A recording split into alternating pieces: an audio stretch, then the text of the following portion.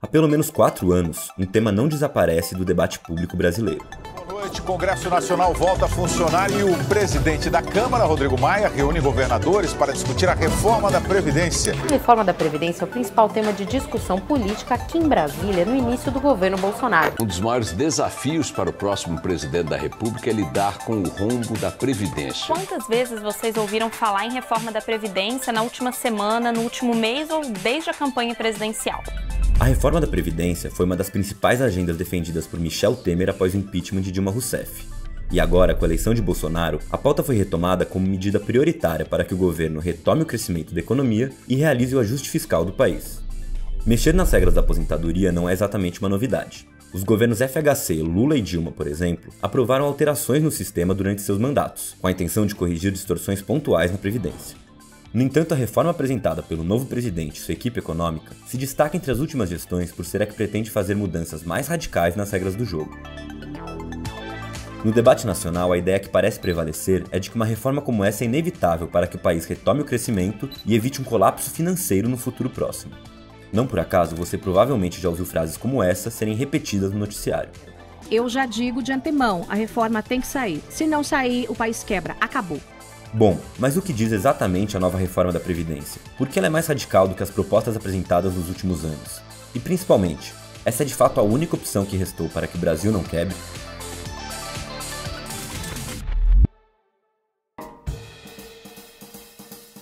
Quando Michel Temer apresentou seu projeto de reforma ao Congresso Nacional, o tema gerou polêmica pela rigidez imposta pelas novas regras. A reforma, no entanto, fracassou, e a tramitação da proposta acabou sendo suspensa em 2018. Com a eleição de Bolsonaro nesse mesmo ano, a tarefa de aprovação da reforma ficou a cargo do novo presidente, e também se tornou a principal aposta econômica do Ministério da Economia, comandado agora por Paulo Guedes. Como esperado, o projeto foi entregue para a Câmara dos Deputados nos primeiros meses de mandato. Uma proposta que, em linhas gerais, seguia a mesma cartilha da gestão Temer, o aumento do tempo de contribuição e da idade mínima para se aposentar. No novo projeto, para ter acesso à aposentadoria parcial, serão necessários 20 anos de contribuição para a Previdência, 5 a mais do que na regra atual, e uma idade mínima de 65 anos no caso dos homens e 62 no das mulheres. Já o benefício integral só poderá ser atingido nessa idade com um acúmulo de 40 anos de contribuição. Pode parecer um acréscimo pequeno, mas não é. Esse aumento de 5 anos parece muito pouco, tá certo? Mas é muito. Hoje as pessoas têm dificuldade de comprovar 15 anos de contribuição. Esse é o economista Eduardo Fagnani. Nos últimos anos, ele e uma equipe de especialistas se dedicaram a um estudo sobre o sistema previdenciário brasileiro e os impactos das reformas que vêm sendo propostas. As pesquisas demonstram como, pelas regras atuais, uma parcela significativa da população já tem dificuldade de se aposentar. De um lado pela alta rotatividade dos empregos e do outro pelo grande número de trabalhadores informais no país. Os números de 2014, por exemplo, mostravam que em um período de 12 meses, o trabalhador brasileiro contribuía em média apenas 9. Ou seja, para acumular os 20 anos de contribuição impostos pela nova Previdência, seriam necessários, na realidade, 27 anos de trabalho com carteira assinada. Esse estudo é de 2014. Hoje, com a recessão que nós tivemos, o aumento do desemprego, a reforma trabalhista que foi implantada, talvez, não sei, mas talvez, hoje, num período de 12 meses, a pessoa consegue trabalhar durante 6 meses. Se ele vai ter que comprovar 20 anos de contribuição, talvez ele precise de 40 anos. As mudanças propostas têm um tempo de transição. No projeto de Temer, esse período era de 20 anos. Na nova proposta, no entanto, ele ficou reduzido a 12. E mais do que isso, o texto apresentado ao Congresso prevê uma correção da idade mínima para se aposentar caso a expectativa de sobrevida dos idosos aumente no decorrer dos anos. Na prática, isso quer dizer que a nova proposta cria uma espécie de corrida de obstáculos para os trabalhadores, que quando se aproximam da idade necessária para se aposentar, podem ser surpreendidos com uma mudança automática das regras. É verdade que é comum que de tempos em tempos sejam feitos ajustes na aposentadoria para corrigir distorções geradas, por exemplo, pelo envelhecimento da população. No entanto, a nova reforma da Previdência coloca para o Brasil regras mais duras do que as praticadas em muitos países desenvolvidos. Em nível de comparação, podemos pegar o exemplo da Dinamarca. Atualmente, a idade mínima para se aposentar no país é de 65 anos, e irá aumentar para 67 entre 2024 e 2027. O problema é que as condições de vida e a realidade socioeconômica da Dinamarca são muito diferentes das do Brasil, e mesmo assim a Dinamarca não exige de seus trabalhadores um tempo mínimo de contribuição, levando em conta apenas os anos em que o trabalhador ficou no mercado. É claro que, ao mesmo tempo, as condições econômicas e fiscais dos países mais ricos são bem diferentes das do Brasil, o que nos leva ao argumento central usado pelo governo para justificar a reforma da Previdência. É fundamental equilibrarmos as contas do país para que o sistema não quebre, como já aconteceu com outros países e alguns estados brasileiros. A ideia de que a Previdência é a pedra fundamental para o Brasil retomar o crescimento foi ganhando força após o impeachment de Dilma Rousseff e a chegada de Temer ao poder. Basicamente, ela se sustenta em 3 pilares argumentativos: o envelhecimento da população, a iminência de um caos econômico no país e o déficit. O problema é que os argumentos usados pelo governo não são totalmente verdadeiros. Vamos por partes, começando pelo déficit. O governo federal argumenta que as contas da Previdência têm mais gastos do que dinheiro arrecadado, e essa discrepância só tende a aumentar, já que a população vive cada vez mais. O problema é o seguinte: a Previdência integra o sistema de Seguridade Social brasileiro, que também é composto pela saúde, a assistência social e o seguro-desemprego. Na Constituição de 88, foi estabelecido que o financiamento desse sistema deveria ser feito a partir da contribuição dos trabalhadores, dos empregadores e do governo conjuntamente. O Estado deveria pagar sua parte do financiamento a partir de 2 novas fontes de arrecadação criadas em 88, a contribuição social sobre o lucro líquido das empresas e a contribuição social para o financiamento da Seguridade Social. O problema é que em 89, um ano após a Constituição ser escrita, o governo arbitrariamente parou de contabilizar essas 2 fontes como partes integrantes do financiamento da Seguridade. Em 2015, por exemplo, uma parte das receitas da COFINS, que somaram 202 bilhões de reais, e da CSL, que chegaram a 61 bilhões, já seriam mais do que suficientes para cobrir o suposto déficit daquele ano, que de acordo com o Ministério da Fazenda foi de 95 bilhões. A COFINS, a contribuição sobre o lucro, elas foram criadas em 1988 para financiar a Seguridade Social. Eram fontes de recurso constitucionalmente vinculadas à Seguridade Social. Mas já em 1989, o que a área econômica fez? Passou a mão nesses recursos e passou a utilizar esse recurso para outras finalidades, não previstas na lei. O déficit é que desde 1989, o Ministério da Previdência continuou contabilizando as receitas da Previdência apenas a parte do empregado e do empregador.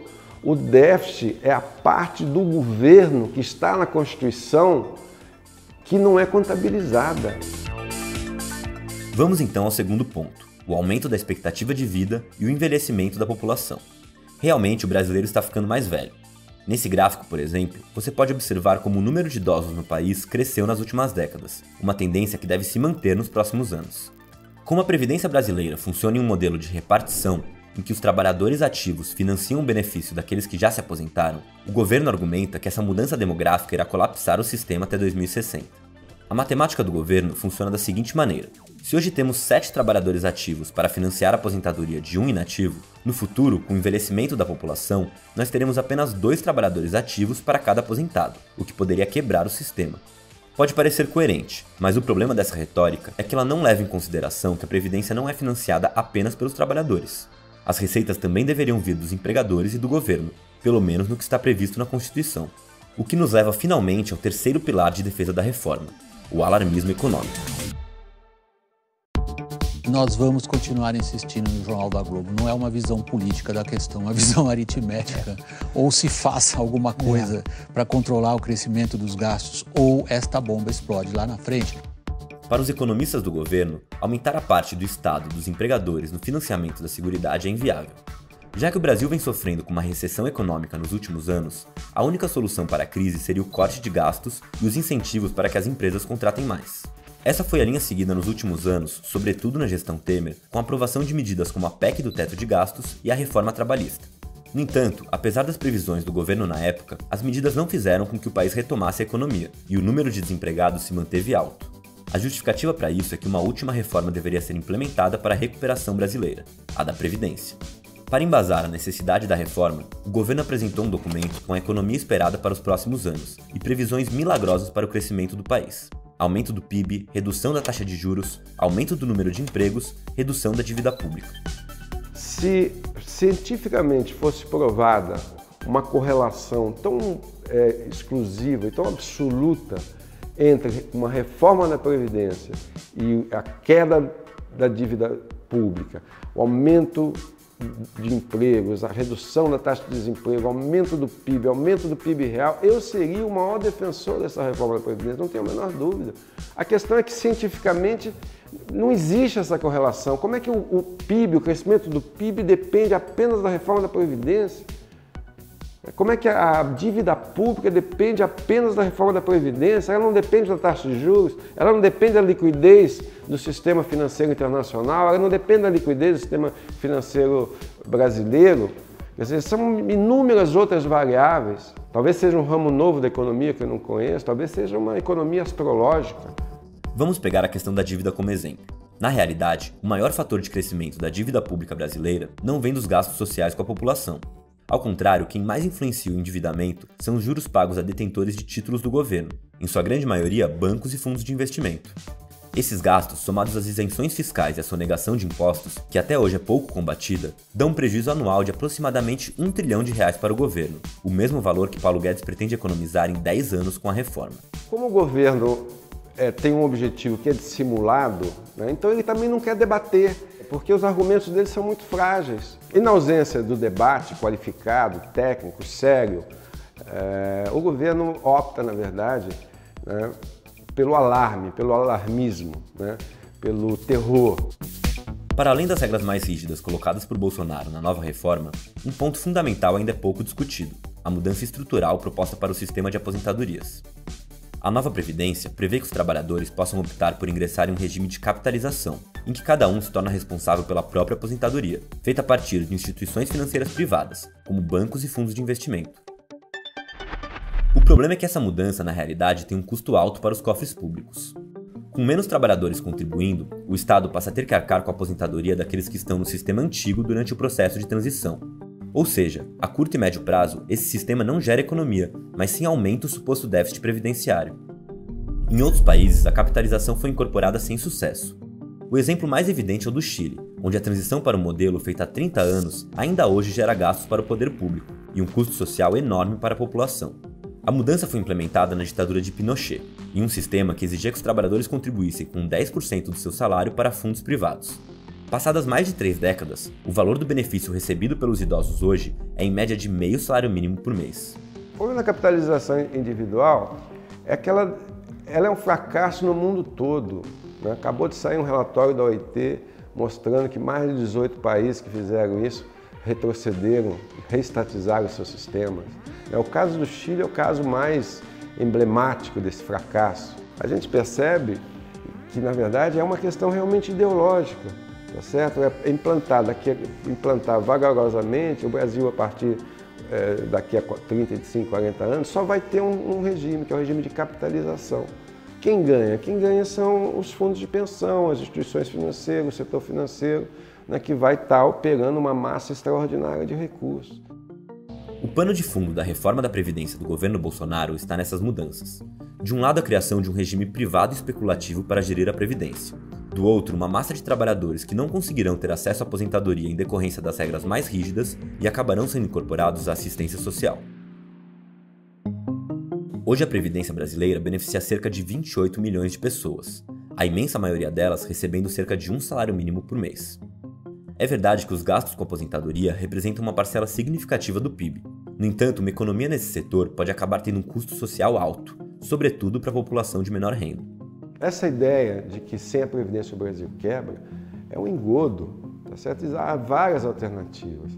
A questão é que todas as alternativas, elas passam por você destruir o que eu chamo do maior programa de distribuição de renda dos pobres para os ricos que existe no mundo.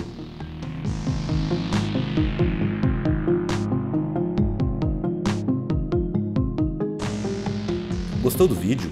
Conteúdos como esse são feitos graças aos apoios que o Le Monde Diplomatique Brasil tem de seus leitores e espectadores. Ajude o Diplo a continuar a produzir vídeos como esse fazendo uma doação no Catarse.